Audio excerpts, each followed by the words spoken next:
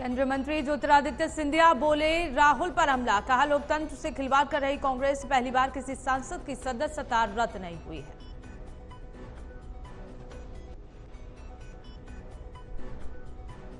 बिहार के सीएम नीतीश कुमार का बड़ा बयान, कहा बिहार में हिंसा कराई गई है, साजिश के तहत बिहार में हुई हिंसा।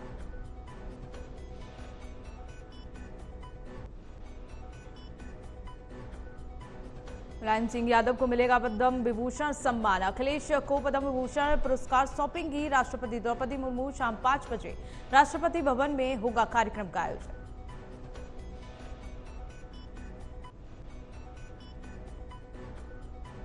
यूपी में बढ़ रहा कोरोना का ग्राफ, प्रदेश में आए 24 घंटों में कोरोना के 15 मामले। कृषि मंत्री सूर्य प्रताप शाही भी कोरोना संक्रमित।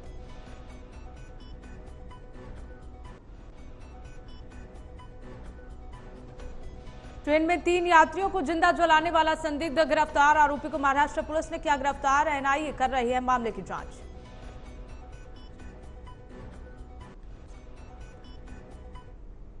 नमस्कार, स्वागत है आप सभी का न्यूज वॉच इंडिया पर। मैं हूं आपके साथ पूनम तांगे। इसी बीच लखनऊ से बड़ी खबर का रुख कर लेते हैं। बता दें कि कांग्रेस का बड़ा कदम देखने को मिला है सोशल मीडिया मैनेजमेंट पर। कांग्रेस का बड़ा कदम, कांग्रेस कमेटी ने घोषित की बड़ी सोशल मीडिया टीम। बता दें कि राजस्थान, उत्तर प्रदेश और उत्तराखंड के लिए टीम बनाई गई है। हर्ष विसारिया बनाए गए टीम के वाइस चेयरपर्सन। तो बड़ी जानकारी, सोशल मीडिया मैनेजमेंट पर कांग्रेस का बड़ा कदम देखने को मिला है। कांग्रेस कमेटी ने घोषित की बड़ी social media team. Rajasthan, Uttar Pradesh और उत्तराखंड के लिए टीम बनाई गई। हर्ष विसारिया बनाए गए टीम के वाइस चेयरपर्सन।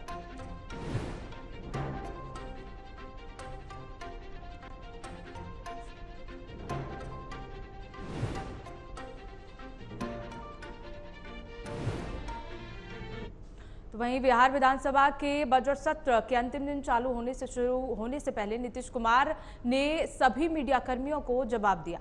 बता दें कि पत्रकारों से बात करते हुए सासाराम और बिहार शरीफ में हुई हिंसा से जुड़े सवालों के जवाब दिए गए।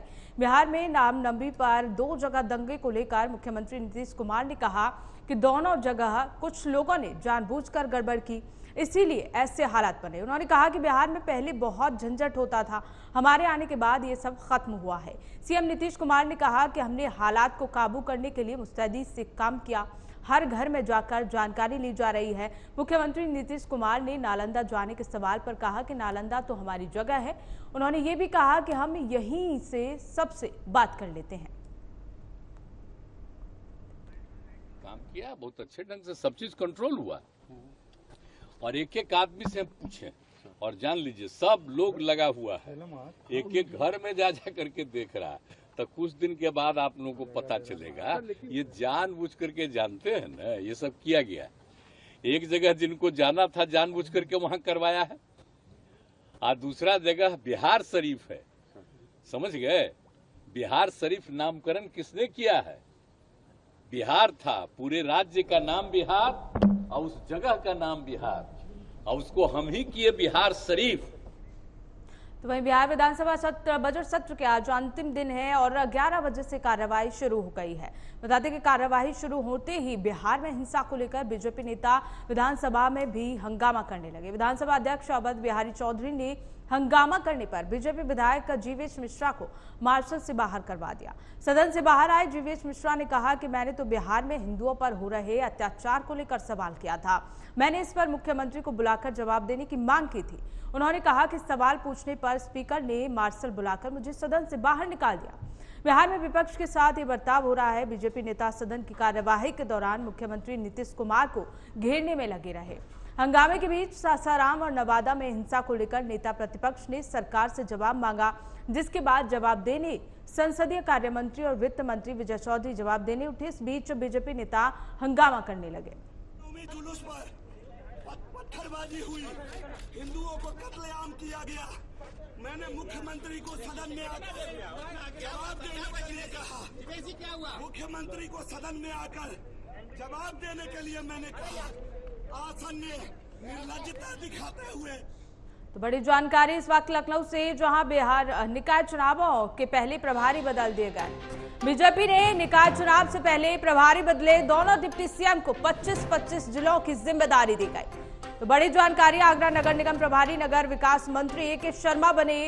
शाहजहांपुर नगर निगम के प्रभारी नरेंद्र कश्यप बनाए गए। वाराणसी नगर निगम के प्रभारी पर्यटन मंत्री जयवीर सिंह बनाए गए। अगर कानपुर की बात करें तो कानपुर के प्रभारी मंत्री नंद गोपाल गुप्ता नंदी बना दिए गए हैं। जी हां, बड़ा फेरबदल। मुरादाबाद के प्रभारी पीडब्ल्यूडी मंत्री जितिन प्रसाद बने। सहारनपुर की अगर बात की जाए तो सहारनपुर के प्रभारी मंत्री योगेंद्र उपाध्याय बना दिए गए। तो बड़ी जानकारी, निकाय चुनावों से पहले बड़ा फेरबदल। गाजियाबाद नगर निगम के प्रभारी अस्सी अरुण बना दिए गए। झांसी नगर निगम के प्रभारी बेबी रानी मौर्य बनी है और अलीगढ़ के प्रभारी गन्ना मंत्री लक्ष्मी नारायण चौधरी बने। तो बीजेपी ने निकाय चुनाव से पहले बड़ा फेरबदल किया है।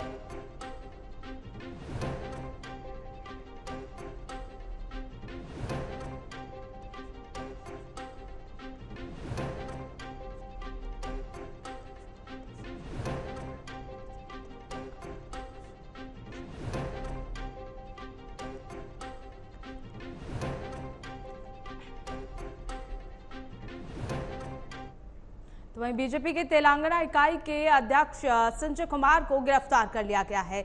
बता दें कि संजय कुमार को एसएससी पेपर लीक मामले में गिरफ्तार कर लिया गया। इससे पहले आधी रात को तेलंगाना पुलिस बंदी संजय के करीमनगर स्थित आवास पर पहुंची थी और उन्हें हिरासत में लिया था। तेलंगाना बीजेपी चीफ की गिरफ्तारी पर बीजेपी आईटी सेल ने आरोप पर केसीआर सरकार पर हमला बोला है और कहा है इसका अंत अच्छा नहीं होगा। बीजेपी के आईटी सेल के चीफ अमित मालवीय ने तेलंगाना सरकार पर बीजेपी प्रदेश अध्यक्ष को फर्जी आरोप में गिरफ्तार करने का आरोप लगाया है।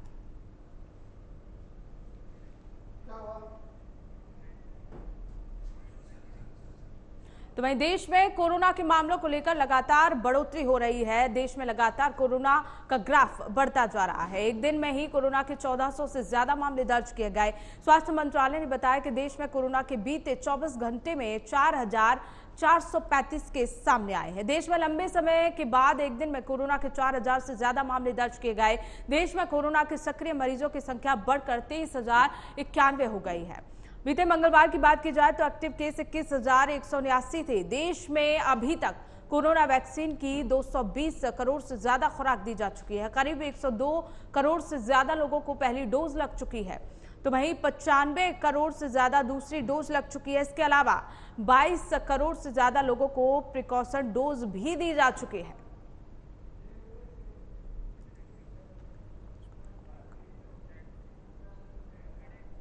तो बड़ी जानकारी निवेश को लेकर अब 2 स्तरों पर निगरानी रखी जाएगी। तो लखनऊ से निवेश के साथ रोजगार को लेकर 2 स्तरों पर निगरानी। वादे से ज्यादा रोजगार सृजन पर मिलेगी अधिक सब्सिडी। बड़ी जानकारी, इस वक्त की इन्वेस्टर समिट में आए प्रस्तावों को जमीन पर उतारने की कवायद शुरू कर दी गई है। औद्योगिक विकास विभाग ने रोजगार देने की योजना भी बनाई है। निवेश सम्मेलन में करीब 33.50 लाख करोड़ के प्रस्ताव आए थे और इससे लेकर अब निवेश के साथ रोजगार को लेकर 2 स्तरों पर निगरानी की जाएगी। तो बड़ी जानकारी इस वक्त की आपकी टीवी स्क्रीन पर। वादे से ज्यादा रोजगार सृजन पर अधिक सब्सिडी मिलेगी। इन्वेस्टर समिट में आए प्रस्तावों को जमीन पर उतारने की कवायद शुरू कर दी गई।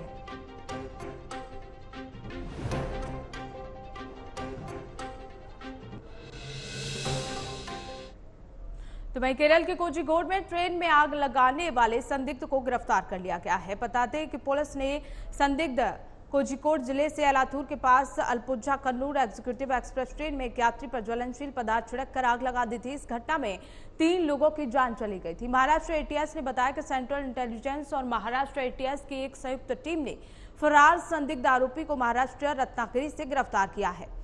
पुलिस ने कहा कि केरल पुलिस की एक टीम भी रत्नागिरी पहुंच चुकी है और आरोपी को जल्द ही उनके हवाले कर दिया जाएगा।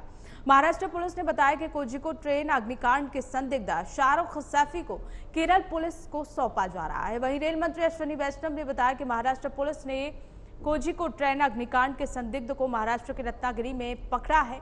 मैं महाराष्ट्र सरकार, पुलिस और आरपीएफ साथ ही एनआईए को धन्यवाद देता हूं जिन्होंने उसे इतनी जल्दी गिरफ्तार किया।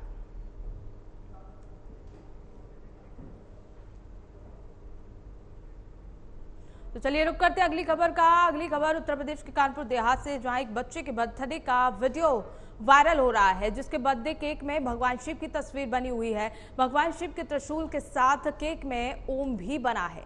वहीं भगवान के स्वरूप के चित्रों को दर्शाने वाले केक को काटा गया। केक काटते हुए वीडियो वायरल हुआ और हिंदू देवी देवताओं को मानने वाले लोगों की धार्मिक आस्था को ठेस पहुंची। इसके बाद विश्व हिंदू परिषद के जिला गौरक्षा प्रमुख ने विरोध किया। ये बर्थडे प्रोग्राम कानपुर देहात की टीएम ने नेहा जॉन के यहां हो रहा था। मामला जब तूल पकड़ा और जिलाधिकारी नेहा जैन के घर पहुंचे, जब खुद को फंसा देखा तो एक कवरिंग लेटर जारी कर दिया जिसमें फिल्म ब्रह्मास्त्र का हवाला दिया गया। ब्रह्मास्त्र फिल्म में शिव जी को सुपर हीरो बताया। बता दें कि डीएम ने नेहा जैन का शुरुआत से विवाद से नाता रहा है, चाहे वो कानपुर देहात महोत्सव में रिंग डांस हो या फिर रूरा के मडौली कांड में भगवान शिव की शिवलिंग को जेसीबी से खंडित करना हो। खास बात यह है कि विश्व हिंदू परिषद के गौरक्षा प्रमुख आदित्य शुक्ला लगातार डीएम नेहा जैन की कार्यशैली का विरोध करते रहे और इसका खामियाजा भी उन्हें मुकदमों के रूप में मिलता रहा है।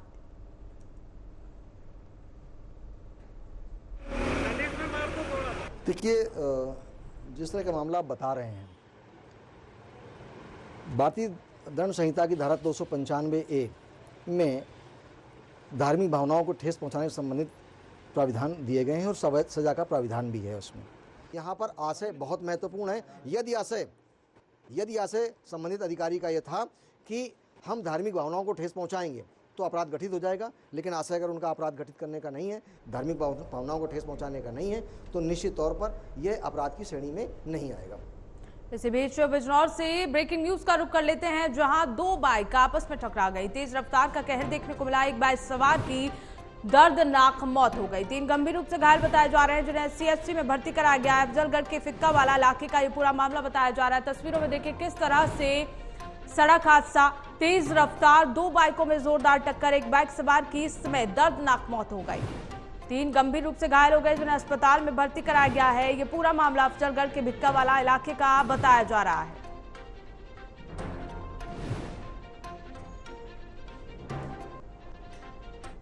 तो वहीं एक और खबर बिजनौर से, जहां तेज रफ्तार बस का स्टीयरिंग फेल हो गया। बिजनौर में देखिए किस तरह से तेज रफ्तार रोडवेज बस का स्टीयरिंग फेल हुआ। अनियंत्रित बस हाईवे किनारे डिवाइडर पर चढ़ गए।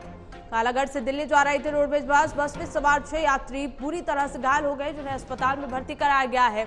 सड़क हादसे के बाद बस के परखच्चे उड़ गए।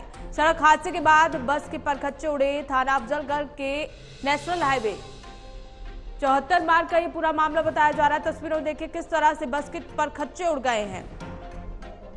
तेज रफ्तार रोडवेज बस का स्टीयरिंग फेल हुआ, जिसके बाद बस डिवाइडर से टकरा गई। बस तेज रफ्तार में थी। बता दें कि घायल यात्रियों को सीएचसी में भर्ती करा दिया गया है।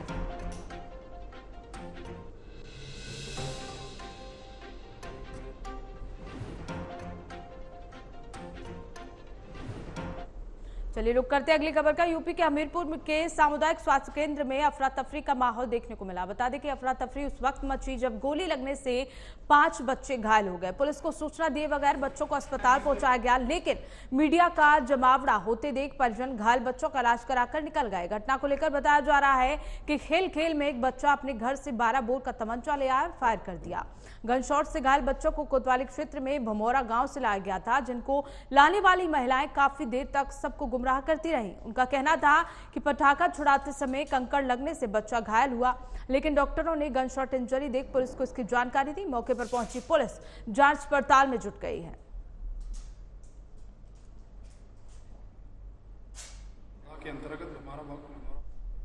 तो वहीं कन्नौज से ब्रेकिंग न्यूज का रुख कर लेते हैं, जहां नौटंकी में डांस को लेकर तीखी झड़प देखने को मिली। बता दें कि कन्नौज में डांस हो रहा था और इसी बीच लेकर 2 गुट आपस में भिड़ गए। अपनी फरमाइशों के गाने को लेकर भिड़े दोनों गुट, दोनों में जमकर लाठी डंडे और लात घूसे भी चले।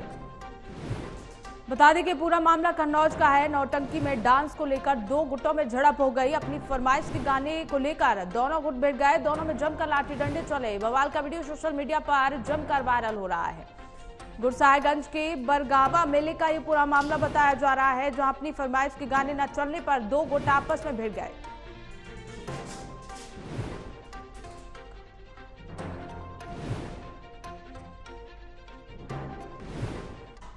तो वहीं देवरिया के खामपार थाना क्षेत्र में पुलिस को बड़ी सफलता मिली है। पुलिस ने यहां आरोपियों को गिरफ्तार किया है। बता दें कि पुलिस की 25,000 के नामिया बदमाश से मुठभेड़ हो गई और पुलिस ने बदमाश को गिरफ्तार कर लिया।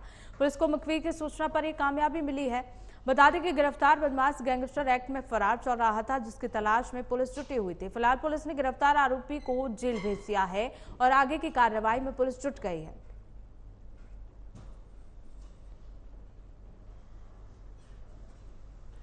उत्तर प्रदेश के जालौन में 5 साल की मासूम का झाड़ियों में मिला शव।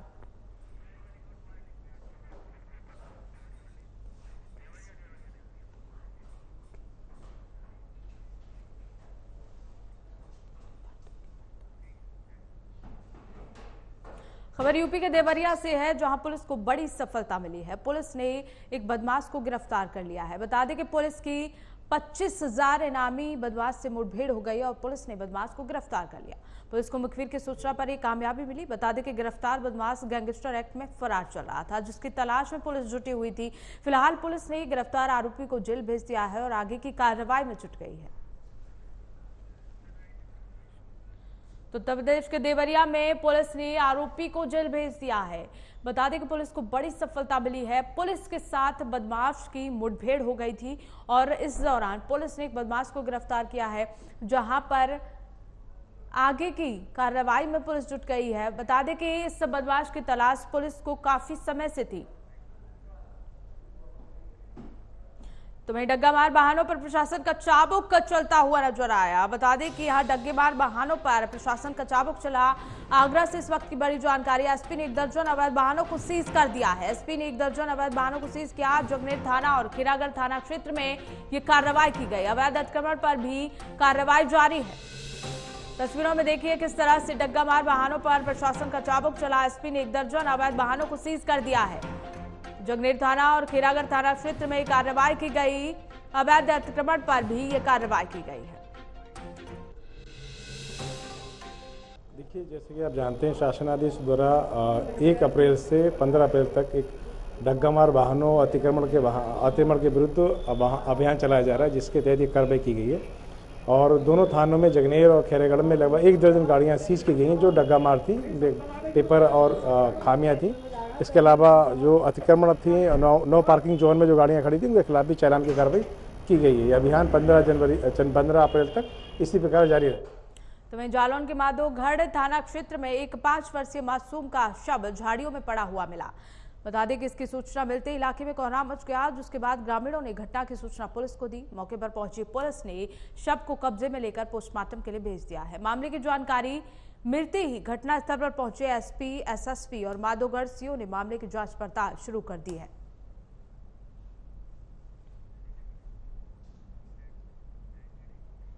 तो चलिए रुक करते हैं अगली खबर का। यूपी के सीतापुर में एक युवक का शव बरामद हुआ है। बता दें कि शव को देखने से हत्या की आशंका जताई जा रही है। युवक के शरीर पर एक भी कपड़ा नहीं था।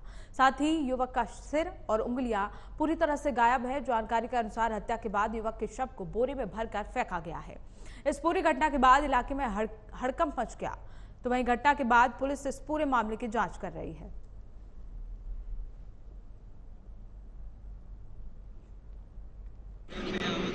आज सायं लगभग 6:30 बजे एक फोन कॉल थाना मोहली में प्राप्त हुई। इसके अनुसार बताया गया कि NH-24 के बाईं तरफ में एक बोरे में बंद एक बॉडी पड़ी हुई है। मौके पर हमारे SHO मोहली, CO मोहली में स्वयं और पुलिस अधीक्षक महोदय पहुंचे थे। बोरे खोल के देखा गया तो उसमें एक लगभग 25-26 साल की एज का युवक की डेड बॉडी पड़ी हुई थी। ऐसा लग रहा था कि उसकी हत्या कहीं और कर दी गई है, गला घोट करके, और बाद में उसकी पहचान छुपाने के लिए उसका गला काट दिया गया। उसके हाथों की गदूली हटा दी गई है, जिससे कोई फिंगरप्रिंट डले नहीं पाए। गाजियाबाद में रैपिड रेल के काम की तेजी चोरों की वजह से धीमी पड़ गई है। जी हां, अब करीब 1800 मीटर तार चोरी हो गया है। बता दें कि विजयनगर और घंटाघर कोतवाली एरिया में चोरी हुई है। इससे पहले मार्च में ट्रैक पर लगी लोहे की प्लेट चोरी हो गई थी। एसपी कोतवाली सुजीत कुमार राय ने बताया कि मंगलवार को केस दर्ज कर जांच शुरू कर दी गई है। जल्द ही बदमाशों को गिरफ्तार किया जाएगा। घंटाघर कोतवाली में कंस्ट्रक्शन कंपनी के आनंद शर्मा की तरफ से शिकायत दर्ज की गई थी। उन्होंने बताया कि पिलर नंबर 178 से 181 के बीच करीब 600 मीटर तार चोरी हो गया है। 23 मार्च को बदमाश यहां से तार चोरी कर ले गए थे। विजयनगर की ओर से पिलर नंबर 137 से 145 के बीच करीब 1200 मीटर तार को 14 फरवरी को चोरी किया गया था। दोनों ही मामलों में अब केस दर्ज कर लिया गया है।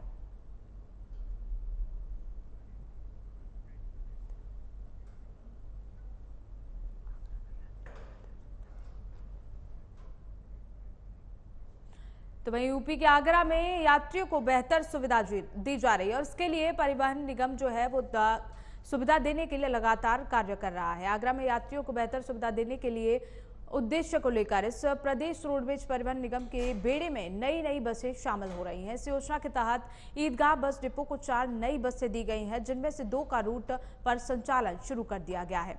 मंगलवार को 2 नई बसों के संचालन को लेकर आगरा इटावा दिल्ली आगरा और आगरा भिंड दिल्ली आगरा रूट पर 2 बस सेवाओं की शुरुआत की गई। विधायक डॉक्टर GS धर्मेश ने इन नई बसों का उद्घाटन किया और फिर बसें विधिवत रूप से सड़कों पर दौड़ी।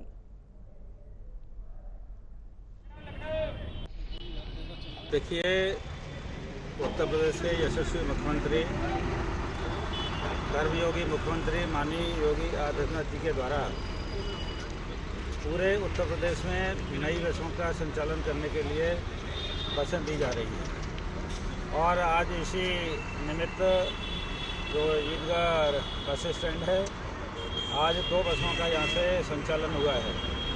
एक बस आगरा से इटावा दिल्ली और दूसरे आगरा भिंड दिल्ली, ये होकर के ये इनका रूट है और ये बसें इस रूट को कवर करेंगी और जनता इसका जो है लाभ उठाएगी।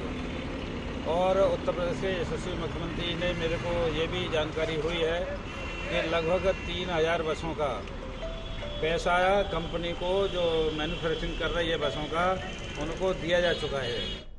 तो वहीं मुख्यमंत्री योगी आदित्यनाथ के आदेश के बाद प्रदेश में लगातार 1 से 15 अप्रैल तक अतिक्रमण हटाओ अभियान चलाया जा रहा है। इसे लेकर बिजनौर में पुलिस और प्रशासन की टीम ने शहर भर में अतिक्रमण अभियान चलाकर अतिक्रमणकारियों के खिलाफ कार्रवाई की है, जिसके बाद अतिक्रमण हटाओ अभियान के दौरान अतिक्रमणकारियों में हड़कंप मचा हुआ है। SDM मोहित कुमार ने बताया कि सरकार के निर्देश के अनुसार अतिक्रमण हटाओ अभियान चलाया जा रहा है, जिससे सड़कों पर चलने वाले लोगों को दिक्कतों का सामना न करना पड़े और दुर्घटनाओं में भी कमी आए।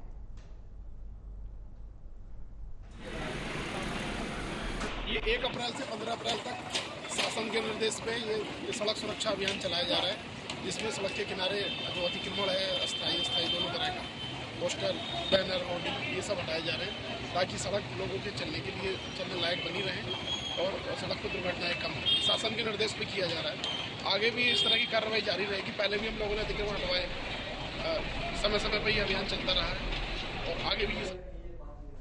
खबरों में आगे बढ़ते हैं। गाजियाबाद के मोदी नगर इलाके में हनुमान की मूर्ति को लेकर विवाद सामने आया है। खबर है कि तेल मिल गेट के कृष्णापुरा कॉलोनी में महावीर पार्क में हनुमान की मूर्ति स्थापित करने का काम किया जा रहा था, जिसे आकर प्रशासन के लोगों ने रुकवा दिया, जिस लेकर लोग आक्रोशित हो गए।